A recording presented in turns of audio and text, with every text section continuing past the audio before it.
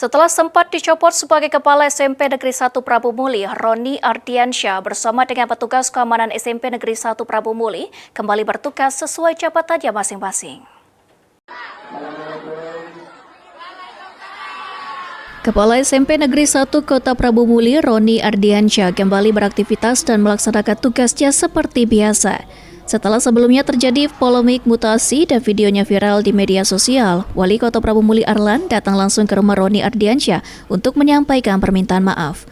Langkah ini sekaligus menegaskan bahwa kegiatan belajar mengajar di SMP Negeri 1 tetap berjalan sebagaimana mestinya.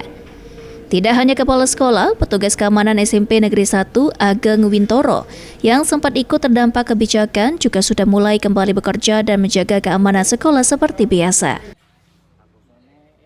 Lagi gak? Semenjak hari Rabu Sudah mulai begawe lagi ya? Kalau Pak Roni Pak? Alhamdulillah sudah ini begawe. Kalau sekarang mana Pak Roni Pak? Kalau bapak nih ya mana Pak ya kurang tahu, kalau mungkin ke Jakarta sudah Yang punya dipanggil ke Kemendagri Pak ya? iya udah terbaik. Oh jalan terbaik ya dah Pak. Infonya langsung jalan minta maaf sama kita ya? Sudah kan Pak? Kemarin Sudah ya, minta maaf ya. Menurut informasi yang didapat tim PAL TV di lapangan, saat ini Wali Kota Prabu Muli bersama Kepala Sekolah SMP Negeri 1 Prabu Muli dipanggil Kementerian Dalam Negeri di Jakarta untuk memberikan keterangan terkait masalah ini. Anggi Perkasa, PAL TV.